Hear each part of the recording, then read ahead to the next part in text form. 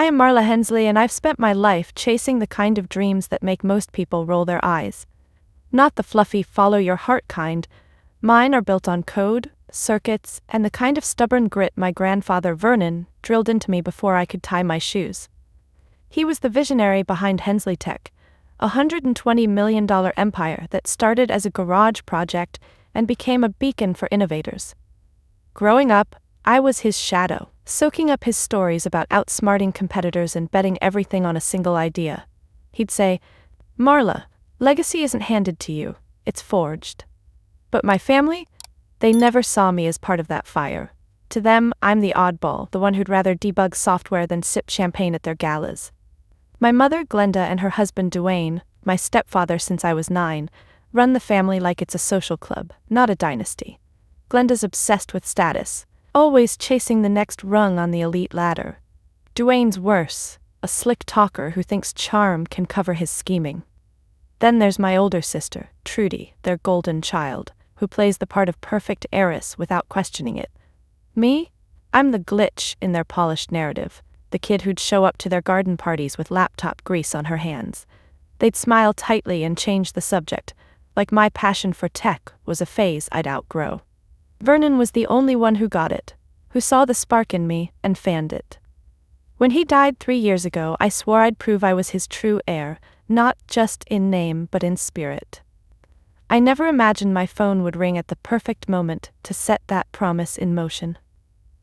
It was last week during a late-night coding session when a call from an investor I'd been pitching to for months lit up my screen. My heart slammed against my ribs as they said words I'd been killing myself to hear. "Marla, we're in $50 million for your platform." I nearly dropped the phone, my tiny apartment spinning. This wasn't just a win. It was proof I'd built something world-changing, something Vernon would have toasted with his cheap whiskey. But before I tell you how that call flipped my life upside down, let me know where you're watching from and hit subscribe. You'll want to see how this ends. The thing is, my family doesn't know about the deal, or my platform for that matter. I've kept it under wraps, partly because I wanted it solid before I showed my hand, but mostly because I knew they'd try to tear it down. Glenda's always seen Hensley Tech as her personal stage, even though she barely understands what we do. She's been interim CEO since Vernon's death, strutting around like she invented the company, while Dwayne whispers in her ear about modernizing it, code for selling it off to the highest bidder. Trudy just nods along, more interested in her influencer gigs than the company's soul. They think I'm out of the picture, a 22-year-old dreamer with no claim to the throne. They're wrong. I've been groomed for this since I was 6, sitting on Vernon's knee as he sketched algorithms on napkins. He taught me to think 3 steps ahead, to see patterns where others see chaos. That's why, even as a kid, I was coding apps while Trudy was perfecting her selfie angles. But every time I tried to share my wins, like the time my high school app won a national competition, Glenda would shrug and say, "That's nice, Marla, but Trudy's speech at the charity ball raised $10,000. Dwayne would smirk, and Trudy would barely look up from her phone. It stung, but Vernon's voice in my head kept me going. Forge your own path, kid. So I did, quietly, building something they couldn't ignore. That call last week? It's the first crack in their world, and I'm ready to break it wide open. Growing up in the Hensley household, I learned early that my family had a knack for rewriting history to suit their egos. I'd bring home awards from coding camps or hackathons, and Glenda would barely glance at them before tucking them away in a drawer. Meanwhile, Trudy's third-place finish in a local debate club got a framed photo on the mantel. I'm not bitter, okay, maybe a little, but it's the pattern that got under my skin. They acted like my achievements were cute hobbies, not the kind of work that could carry Vernon's legacy forward. It's like I was invisible unless I was playing their game, and I've never been good at that. I remember this one summer when I was 15, holed up in my room for weeks building an app that streamlined food bank donations. I was so proud when it launched. Local shelters were using it, and it even got a write-up in a tech blog. I showed Glenda, expecting maybe a nod, something to show she saw me.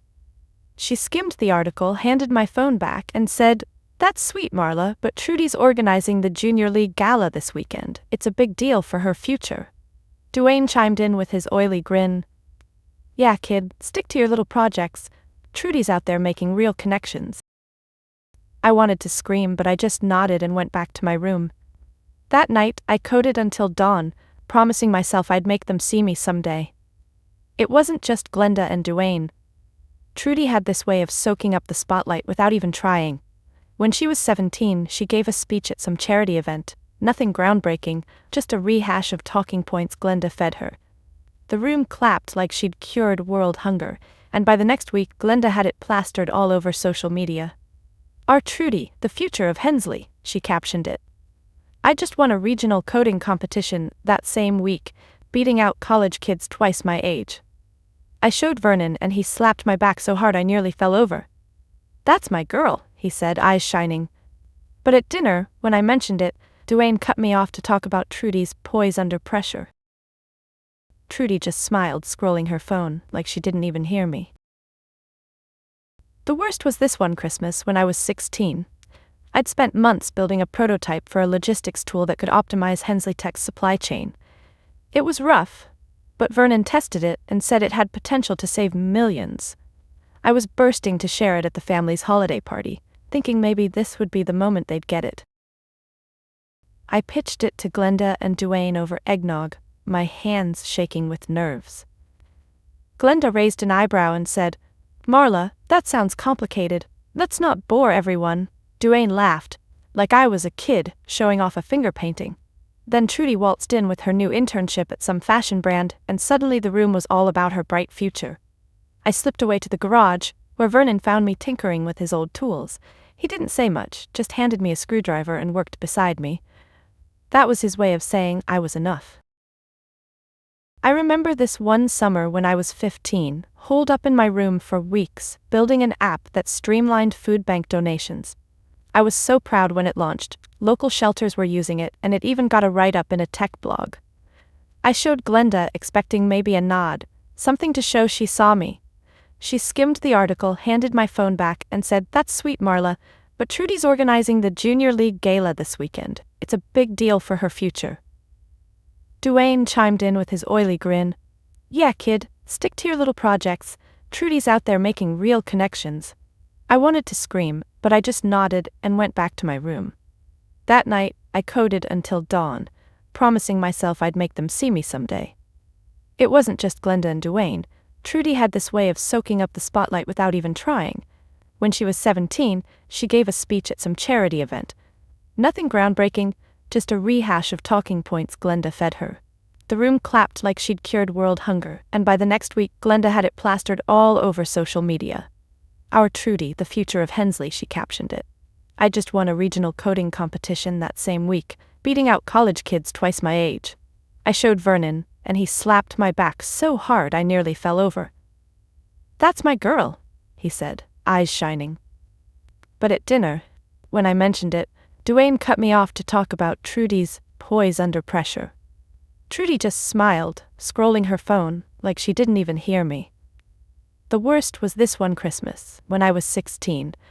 I'd spent months building a prototype for a logistics tool that could optimize Hensley Tech's supply chain.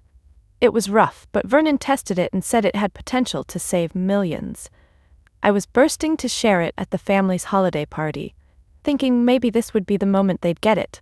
I pitched it to Glenda and Duane over eggnog, my hands shaking with nerves. Glenda raised an eyebrow and said, Marla, that sounds complicated. Let's not bore everyone.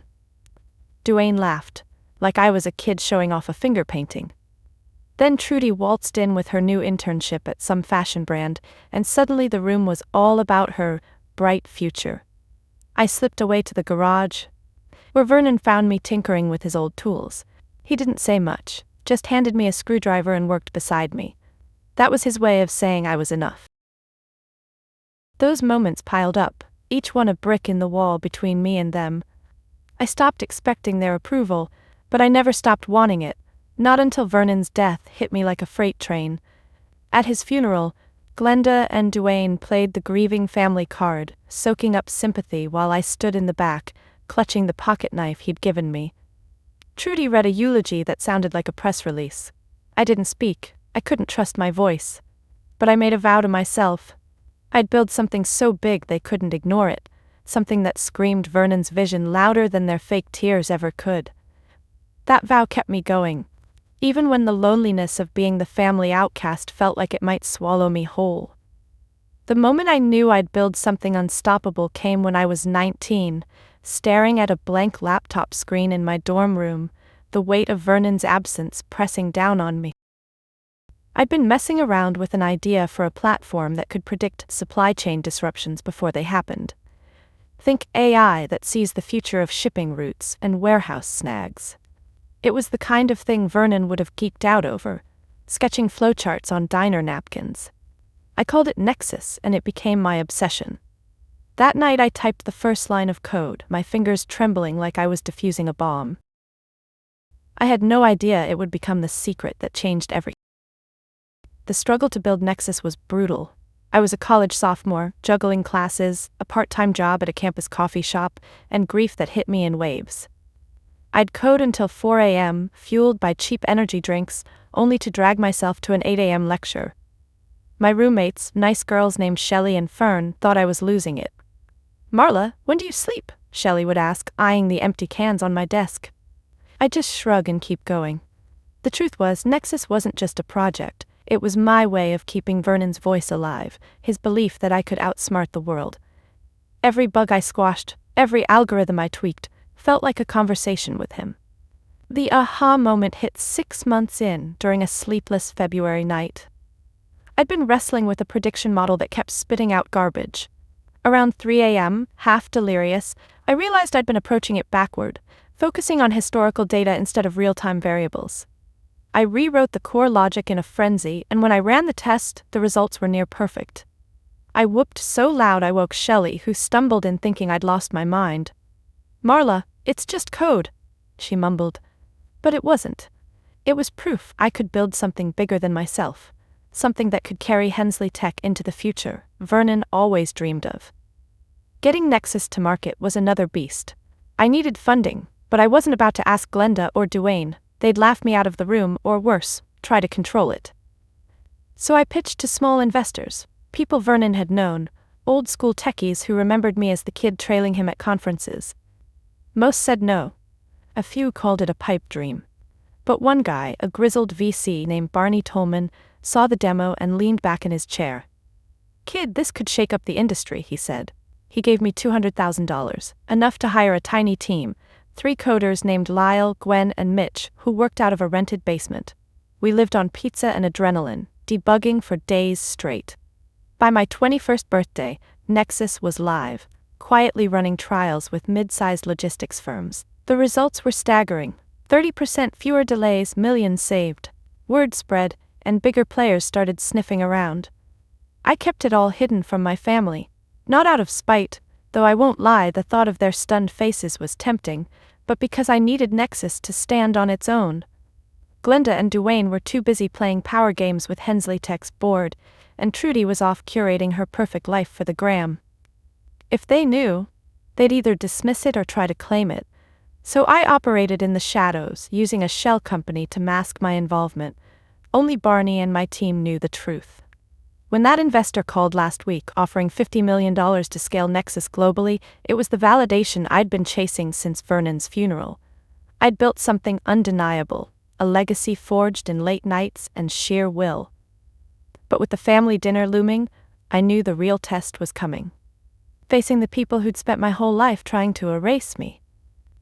The week after that investor call, I was riding a high that made everything feel possible. Nexus was on the cusp of something massive, a $50 million deal that could take us from a scrappy startup to a global player. I spent days in back-to-back meetings with my team, Lyle, Gwen, and Mitch, hammering out details in our cramped basement office. We were bleary-eyed but buzzing, mapping out how to scale without losing the soul of what we'd built. Barney, our VC lifeline, kept texting me, "Don't screw this up, Marla. This is your shot. No pressure, right?" But every time I doubted myself, I'd grip the pocket knife Vernon gave me, its worn handle grounding me. This was my moment to prove I was his heir, not just in name, but in guts. At the same time, I couldn't shake the dread creeping up my spine. The annual Hensley family dinner was tomorrow night, a ritual I'd rather skip but couldn't. Glenda insisted on it every year, a chance to parade her version of the family legacy at her sprawling estate. It was less about bonding and more about her flexing control over the company, the narrative, us. I knew what to expect. Duane's fake warmth, Trudy's distracted small talk, and Glenda's subtle digs dressed up as concern. This year felt heavier, though. Word was Glenda was pushing to sell Hensley Tech to a corporate giant, a move that would gut Vernon's vision. I'd heard whispers from board members loyal to him, people like old Reggie Cantor, who texted me, "Marla, they're moving fast. Be ready." I wasn't sure what ready meant, but I knew I had to show up. I spent the day before the dinner pacing my apartment, trying to focus on Nexus while my mind kept drifting to Glenda's dining room. I pictured her at the head of the table, all polished smiles, while Duane schemed beside her. Trudy would be there, probably checking her phone under the table, oblivious to the stakes. I wanted to walk in with Nexus as my shield, to lay it all bare and watch their jaws drop. But I held back. The deal wasn't signed yet, and I'd learned the hard way that my family could twist even my wins into something to use against me. So I kept it locked down, telling only Barney and my team. Still, I couldn't shake the feeling that this dinner would be a turning point, for better or worse. That afternoon I pulled out Vernon's old journals, dog-eared notebooks he'd filled with ideas and rants. Flipping through them, I found a line that hit me like a punch. "Family can be your strength or your cage. Choose wisely." I sat there staring at the words, wondering if I'd ever break free of the cage Glenda had built around me. Nexus was my way out, but it wasn't enough. Not yet. I needed to face them, to stand in their world and not flinch. So I picked out a simple black dress, nothing flashy, and packed my laptop bag with a few key files just in case. I wasn't planning to show my hand, but I wanted to be ready if they pushed me. By evening, I was a bundle of nerves, sipping coffee to steady myself. My phone pinged with a message from Gwen. "You got this, boss. Go slay." I smiled, grateful for the team I'd built, the family I'd chosen. Then I grabbed my keys and headed out, the city lights blurring as I drove toward Glenda's estate. The closer I got, the tighter my chest felt. This wasn't just a dinner, it was a gauntlet, and I was walking in alone. But somewhere deep down, I knew Vernon's fire was still burning in me. Whatever happened tomorrow night, I wasn't the invisible kid anymore. I was Marla Hensley, and I was ready to fight for what was mine. Pulling up to Glenda's estate felt like stepping into a movie set I didn't belong in. The driveway was lined with perfectly trimmed hedges, and the house loomed ahead, all glass and sharp angles, glowing under carefully placed lights. I parked my beat-up hatchback between Trudy's sleek convertible and Duane's ostentatious SUV, feeling like a smudge on their polished world. My stomach churned as I walked to the front door, clutching my bag like a lifeline. The air smelled of jasmine and money, and I could already hear the clink of glasses inside. "Here we go," I thought, bracing for the gauntlet. Glenda greeted me at the door, her smile as crisp as her tailored blazer. "Marla, you made it," she said, like I'd trekked across a desert instead of a 30-minute drive. Her eyes flicked over my plain dress, and I caught the faintest twitch of disapproval before she ushered me in. The dining room was a spectacle. Crystal chandelier, long mahogany table set with enough silverware to confuse a royal. Duane was holding court with a couple of board members, his laugh too loud, while Trudy lounged at the table, scrolling her phone. A few cousins and family friends milled about, their chatter a low hum of gossip and name-dropping. I felt every pair of eyes size me up as I took my seat. Dinner hadn't even started, and the condescension was already thick. Duane slid into the chair across from me, his tie screaming expensive bad taste. "Marla, still tinkering with your little gadgets?" he asked, loud enough for the table to hear. A few people chuckled, and I forced a smile, my nails digging into my palms. "Something like that," I said, keeping my voice steady. Glenda swooped in with a plate of appetizers, her tone syrupy. "Oh, Marla's always been our dreamer. Tell us, dear, what's keeping you busy these days?" It sounded like a question, but it felt like a trap. I mumbled something about freelance coding, and she nodded, already turning to praise Trudy's latest brand deal. The meal dragged on, each course paired with a fresh jab. Trudy, barely looking up from her phone, mentioned her exhausting week at a fashion shoot, and Glenda gushed like she'd won an Oscar. When I tried to share a small win, a logistics app I'd consulted on, Dwayne cut me off to ask cousin Percy about his golf game. Percy, a smug guy with a permanent tan, launched into a story about his country club, and the table hung on his every word. I sat there, chewing mechanically, feeling like a ghost. Even the board members, people like Reggie who knew Vernon's vision, avoided my eyes, caught up in Glenda's orbit. The worst came during dessert when Glenda leaned toward me with a pitying smile. "Marla, you really should consider a more stable career," she said, loud enough for everyone to hear. "All this tech stuff is fine, but Hensley Tech needs practical leadership, not experiments." The table went quiet and I felt heat creep up my neck. Dwayne chimed in, his voice dripping with fake concern. "She's right, kid, you don't want to end up chasing pipe dreams forever," Trudy snickered, and I wanted to sink through the floor. Instead, I gripped Vernon's pocket knife in my pocket and said, "I'm doing okay, thanks." It came out sharper than I meant, and Glenda's eyes narrowed, but she let it go, turning to toast Trudy's bright future. I kept my head down after that, picking at my cheesecake while the conversation swirled around me. Every laugh, every clink of glass felt like a reminder that I didn't fit here. But under the table, my phone buzzed silently. A text from Lyle. "Deal's moving fast, you're killing it." I clung to that, a lifeline in the storm. This dinner was a battlefield, and I was taking hits, but I wasn't out. Not yet. I just had to survive the night without cracking, or letting them see how deep their words cut.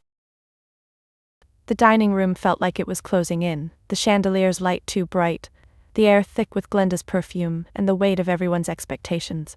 I was still reeling from her stable career jab, my fork scraping my plate just to have something to do. The table had moved on to toasting Trudy's latest influencer deal, glasses clinking like they were celebrating a Nobel Prize. I kept my eyes down, trying to block out Dwayne's booming laugh and the board members' sycophantic nods. But then Glenda cleared her throat, a sound that cut through the chatter like a guillotine. I knew that tone. It meant she was about to make a pronouncement. "Everyone, a moment," she said, standing at the head of the table, her wineglass raised. The room hushed, all eyes on her. She looked regal, her silver hair catching the light, but her smile was sharp enough to draw blood. "Tonight isn't just about family. It's about legacy." My stomach twisted. Dwayne leaned back in his chair, smirking like he'd rehearsed this. Trudy finally put her phone down, her expression smug.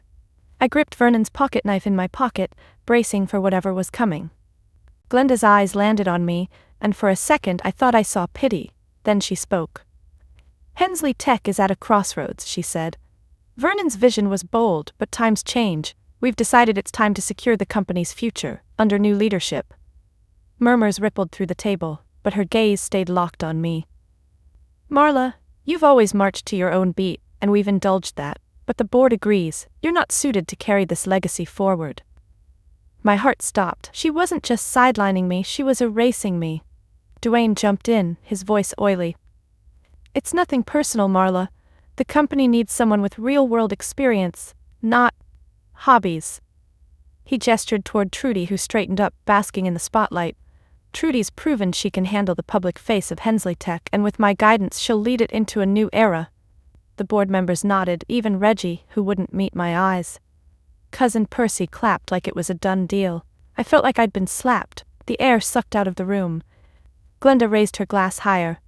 "To be clear," she said, her voice cold, "this is a formal decision. Marla, you're relieved of any claim to Hensley Tech's leadership or inheritance. It's for the good of the family and the company." The words hit like a sledgehammer. Disowned. Not just ignored, but officially cast out. The table was silent, everyone staring at me, waiting for me to crumble. Trudy smirked, sipping her wine. Dwayne's eyes gleamed with triumph. Glenda's face was unreadable, like she'd just checked a box on her to-do list. I couldn't breathe.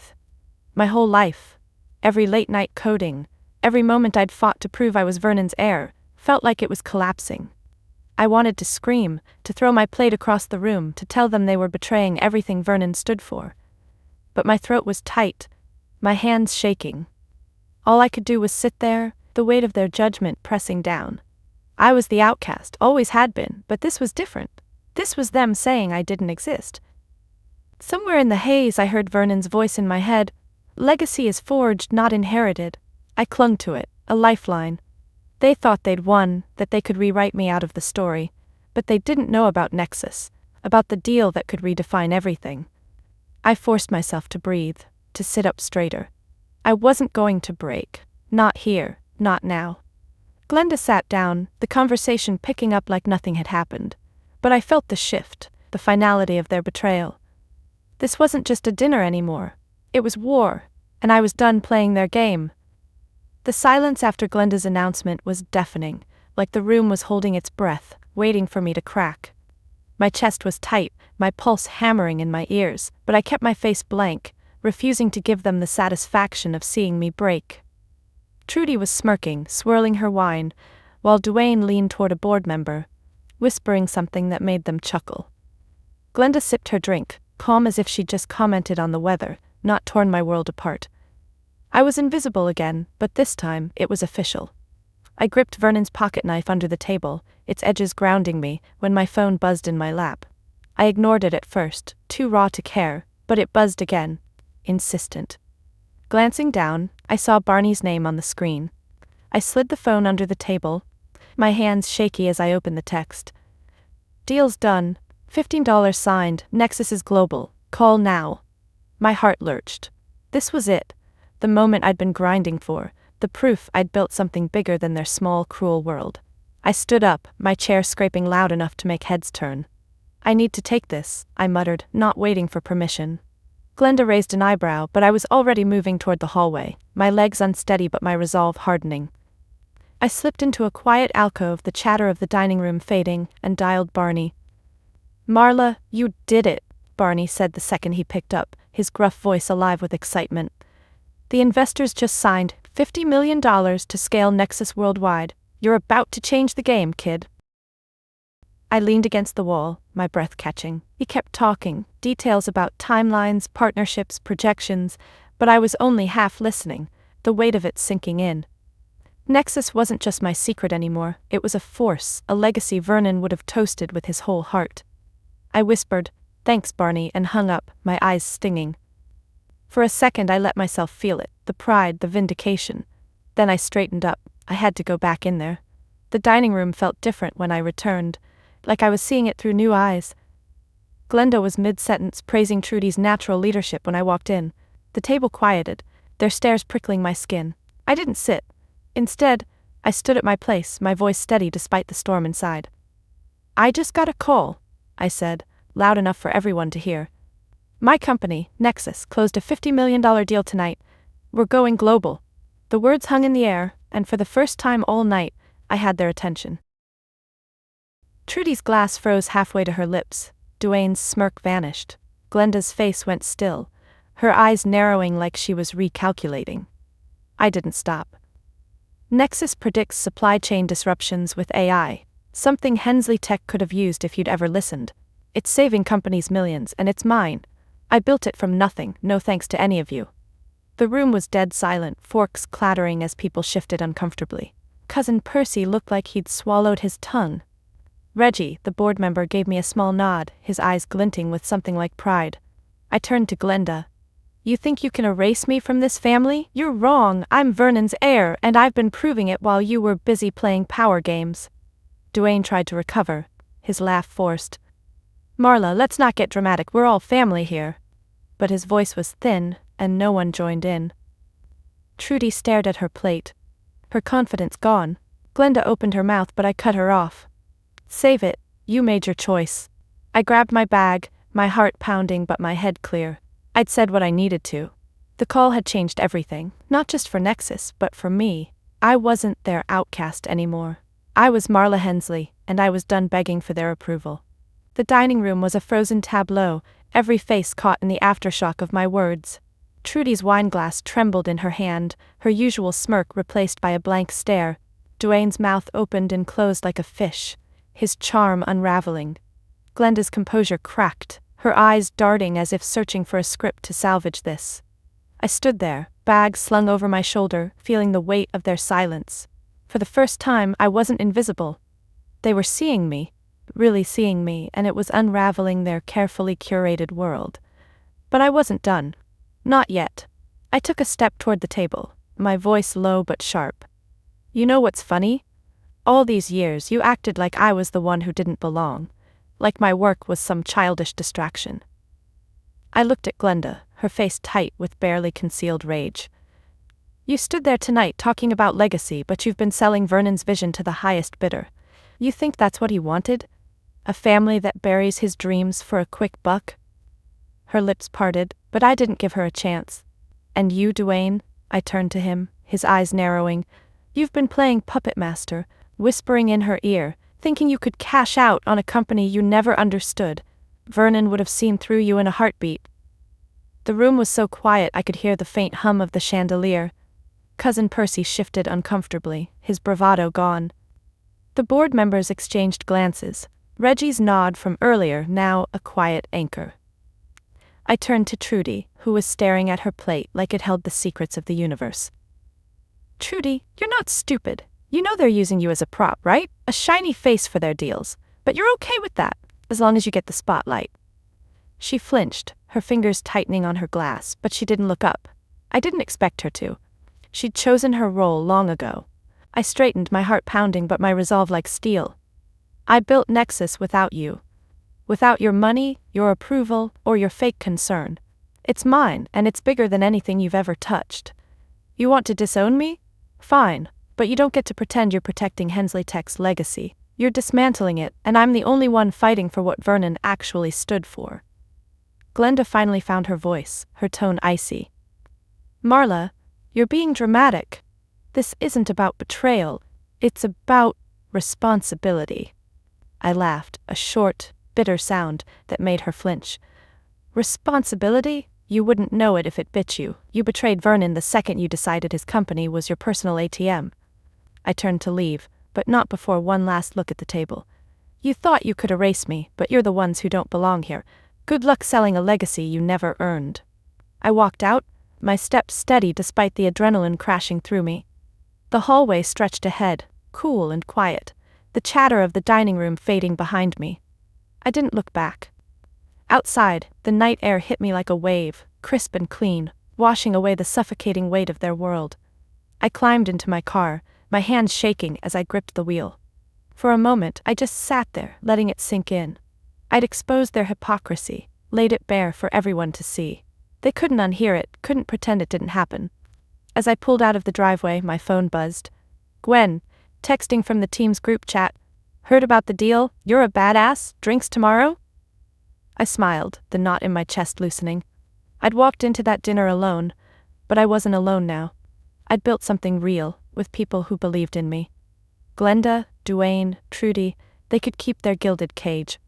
I was free, and I was just getting started. Driving away from Glenda's estate, the city lights blurring past, I felt lighter than I had in years. The weight of their words, their judgment was still there, but it wasn't crushing me anymore. I'd said my piece, walked out on my terms, and left their world in pieces. My phone kept buzzing, texts from Lyle, Gwen, and Mitch piling up in our group chat, each one a variation of "You're a legend" and "Tell us everything." I grinned, the warmth of their support cutting through the chill of the night. They were waiting for me at our usual spot, a dive bar called Rusty's, and I couldn't get there fast enough. Rusty's was the opposite of Glenda's pristine dining room. Dim lights, sticky tables, and a jukebox that only played songs from the 80s. When I walked in, Gwen spotted me first, her wild curls bouncing as she waved me over. Marla, you absolute queen, she shouted, pulling me into a hug before I could even set my bag down. Lyle, nursing a beer, gave me a rare smile, his glasses fogged from the bar's heat. Mitch, always the quiet one, slid a whiskey my way and said, Heard you dropped a bomb tonight. Spill. The bar was loud, but our corner felt like a sanctuary, the kind of place where you could be real without pretending. I told them everything. The dinner, Glenda's disownment, the call from Barney, and how I'd laid into them before walking out. Gwen whooped at the part where I called out Duane's scheming, slamming her hand on the table. That's my girl. Bet his face looked like a slapped fish. Lyle leaned forward, analytical as ever. So, Nexus is locked in at $50 million. What's your next move? I laughed, the tension in my chest unraveling. Survive tonight, maybe? Then we scale.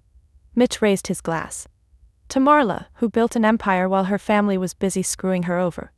We clinked glasses, and for the first time all night, I felt like I could breathe. Sitting there, surrounded by my team, I couldn't help but compare it to the dinner I'd just left. Glenda's table was all performance. Fake smiles, calculated words, everyone playing a role to keep the machine running. Here, with Gwen's loud laugh, Lyle's dry humor, and Mitch's quiet loyalty, it was real. These were the people who'd stayed up with me debugging code at 3 a.m., who'd believed in Nexus when it was just a crazy idea. They weren't my blood, but they were my family. The kind Vernon always said you choose. I thought of his journal. Family can be your strength or your cage. I'd chosen strength, and it felt like coming home. Gwen nudged me, her eyes glinting. You know they're freaking out right now, right? Your mom's probably calling an emergency board meeting. I shrugged, sipping my whiskey. Let them. They can't touch Nexus. It's mine. Lyle raised an eyebrow. They'll try, though. People like that don't let go easy. He was right, but I wasn't scared anymore. I'd built something they couldn't break, surrounded by people who'd fight for it with me. We stayed at Rusty's until midnight, swapping stories and planning the future. Gwen sketched marketing ideas on a napkin, Lyle rambled about new algorithms, and Mitch just listened, his steady presence enough. As I drove home, the contrast hit me hard. The dinner had been a battlefield, every word a weapon meant to cut me down. But Rusty's, that was warmth, laughter, the kind of connection that didn't need a script. I'd spent so long chasing my family's approval, thinking it would make me whole. Now, surrounded by my chosen allies, I realized I'd been whole all along. They were my anchor, and with them behind me, I was ready for whatever Glenda and Duane threw next. The days after the dinner felt like walking through a storm that hadn't quite broken. My phone was a minefield. Missed calls from Glenda, voicemails I didn't listen to, and texts from Trudy that oscillated between defensive and oddly conciliatory. Duane even sent an email, all corporate jargon about open dialogue, which I deleted without replying. The board was in chaos, too. Reggie texted me that Glenda's plan to sell Hensley Tech was stalling as members questioned her leadership. I could have gloated, but I was too busy. Nexus was exploding. Meetings with investors, onboarding new hires, and a press release that had tech blogs buzzing. I was running on fumes, but it was the good kind of tired, the kind that comes from building something real. Still, I knew I couldn't just ignore my family's fallout. They'd try to claw their way back, not because they cared about me, but because Nexus was a threat to their control. So I decided to set boundaries, clear and unbreakable, like Vernon taught me to code. Precise, no loopholes. First, I blocked Glenda and Duane's numbers. No more ambushes disguised as family talks. Trudy was trickier. I left her unblocked but didn't respond to her texts. If she wanted to talk, it'd be on my terms, not hers. I also emailed the board, copying Reggie, stating I had no interest in Hensley Tech's leadership, but expected transparency on any sale. It was a power move, letting them know I wasn't out of the game, just playing a different one. My team became my fortress. Gwen, Lyle, and Mitch were more than colleagues now, they were my shield. We moved our operations to a proper office, a loft with big windows and mismatched furniture, a far cry from our basement days. One night as we were unpacking, Gwen pulled me aside. Marla, you sure you're okay? That dinner sounded like a bloodbath. I nodded, but she gave me that look, the one that saw through my bravado. I'm good, I said, softer. Just done letting them define me. She hugged me, quick and fierce, and we got back to work. That was the thing about my team. No pity, just loyalty. I also reached out to Barney, who'd become a mentor in his own gruff way. Over coffee, he warned me about my family's next moves. People like your mom don't give up power quietly, he said, stirring his espresso. Watch your back. He suggested a lawyer, a sharp woman named Nadine who specialized in corporate battles. Nadine and I spent hours drafting protections for Nexus. Ironclad contracts, a trust to shield my assets. It felt like locking a vault, and for the first time, I slept without dreaming of Glenda's voice. The hardest part was the emotional boundary. I'd spent years craving my family's approval, even when I hated myself for it. Now I had to let that go. One morning I sat in my apartment, Vernon's journals spread out on the floor. I reread his words about family being a strength or a cage, and I realized I'd been carrying their rejection like a badge of shame. No more. I wrote a letter I'd never send, pouring out the hurt, the anger, the betrayal. Then I burned it in my sink, the smoke curling up like a release. It wasn't closure, not fully, but it was a start. By the end of the week, I felt steadier. Nexus was thriving, my team was solid, and I'd drawn a line my family couldn't cross. Glenda could scheme, Duane could manipulate, Trudy could play victim. They didn't own me anymore. I looked out at the city from our new office, the skyline sharp against the dusk, and felt Vernon's fire in me. This was my world now, built on my terms.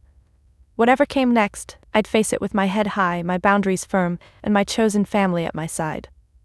With Nexus soaring and my family's grip on me broken, I turned my focus to something bigger than revenge or vindication.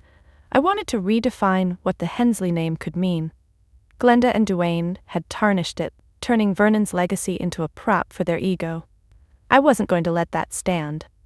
Nexus was my platform, not just to disrupt industries, but to build something that echoed Vernon's belief in innovation for good. I started by redirecting a chunk of our new funding, $5 million, into a foundation for young coders from underserved communities. I called it Vernon's Spark, a nod to the man who'd seen mine when no one else did. The goal was simple: give kids the tools and mentorship I'd clawed my way to find, so they wouldn't have to fight alone.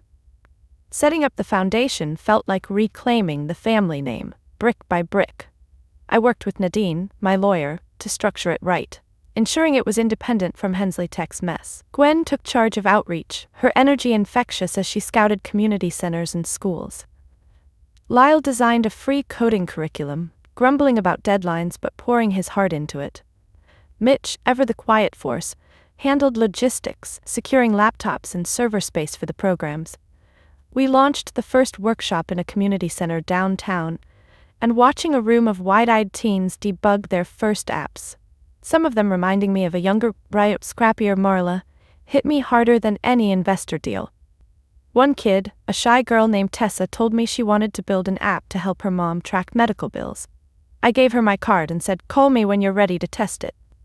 Vernon would have loved her. I didn't stop there. Nexus's success gave me a voice in the tech world, and I used it. I started speaking at conferences, not about our profits, but about how tech could solve real problems: food insecurity, disaster relief, healthcare access. At a summit in Seattle, I shared the stage with CEOs twice my age, telling the story of Nexus and Vernon's vision. The crowd gave me a standing ovation, but what stuck was a DM from a logistics firm in Kenya wanting to partner on disaster preparedness. That was the legacy I wanted. Impact, not just headlines. Glenda's version of Hensley Tech was about status. Mine was about solutions. Of course, my family noticed. Reggie, the board member, sent me a cryptic text. Boards rattled. "Your name's everywhere." I heard through industry gossip that Glenda was scrambling to spin my success as her doing, claiming she'd encouraged my independence. Duane tried pitching himself as a consultant to Nexus investors who laughed him off.